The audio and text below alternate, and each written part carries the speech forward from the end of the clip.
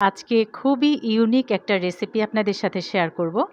অনেক সময় দেখা যায় বাচ্চারা সবজি খেতে চায় না। আজকে বরবটি দিয়ে যেই নাস্তাটা তৈরি করব, এটা যদি আপনি বানিয়ে বাচ্চাদের সামনে দেন তাহলে দেখেও খুশি হবে আর খেতে তো দারুণ মজা, ভীষণ পছন্দ করবে। তো এখানে আমি কিছু বরবটি ধুয়ে নিয়েছি প্রথমে, তারপর ২ টা সাইড থেকে কিছুটা অংশ ফেলে দিলাম। আর এদিকে পানি আমি ফুটিয়ে নিয়েছি, পানির ভিতরে বরবটিগুলা দিয়েছি। ঢেকে দিব, একটু নরম হওয়ার জন্য আসলে গরম পানিতে দিয়ে দিলাম। ২ থেকে ৩ মিনিট সেদ্ধ করবেন, বেশি করলে কিন্তু একদম নরম হয়ে যাবে, তখন আর এই নাস্তার ভাঁজটা দেওয়া যাবে না।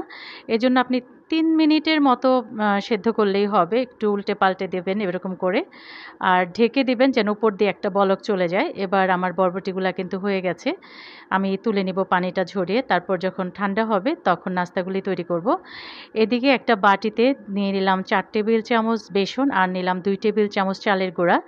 তারপর দিয়ে দিলাম হলুদ, মরিচ, ধনিয়া, আর দিলাম টালা জিরার গুঁড়া, সাথে দিলাম স্বাদমতো লবণ। এবার নরমাল তাপমাত্রার পানি দিয়ে ঘন একটা ব্যাটার তৈরি করে নিতে হবে, যেন নাস্তাগুলির গায়ে ব্যাটারটা লাগে এরকম ঘন। দেখেন কিরকম করেছি।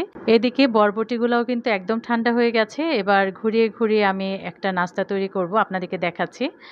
এভাবে বরবটিগুলাকে ঘুরিয়ে নিলেই কিন্তু একটা সুন্দর নাস্তা তৈরি হবে। আর বরবটিগুলাও কিন্তু একদম কাপড়ের মতো নরম হয়ে গেছে। আপনি যেভাবে ঘোরাবেন ওভাবেই ঘুরবে। বটে নেওয়া হয়ে গেলে একটা টুথপিক গেঁথে দিতে হবে যেন ভাঁজটা খুলে না যায়। আর বাচ্চারা দেখলেও খুব খুশি হবে, একদম ললিপপের মতো লাগবে দেখতে। দেখেন কতটা সুন্দর লাগে, বাচ্চারা দেখলে দেখবেন একদম খুশি হয়ে গেছে। এটা বিকালে চায়ের সাথে রাখতে পারেন, আবার গরম গরম ভাতের সাথে খেতেও কিন্তু দারুণ লাগবে। তো দেখেন আমি কিন্তু সবগুলি নাস্তা তৈরি করে নিয়েছি। এবার ভেজে নেওয়ার পালা। চুলায় আমি প্যানে তেল দিয়ে দিয়েছি। তারপর ব্যাটারের ভিতরে ডুবিয়ে ডুবিয়ে দিয়ে দিতে হবে তেলের ভেতরে। আর চুলার আঁচটা রাখবেন মিডিয়ামের চেয়ে লো করে, যেন যতটুকু কাঁচা আছে এই বরবটিগুলা সেটা সিদ্ধ হয়ে যায় আর মুচমুচেও হবে। আর গায়ে এমনভাবে লাগাবেন ব্যাটারটা যেন ব্যাটার দিয়ে ডিজাইনটা একদম ঢেকে না যায়। একটু অল্প অল্প করে দিয়ে দিবেন। দেখেন আমি কিভাবে দিয়েছি।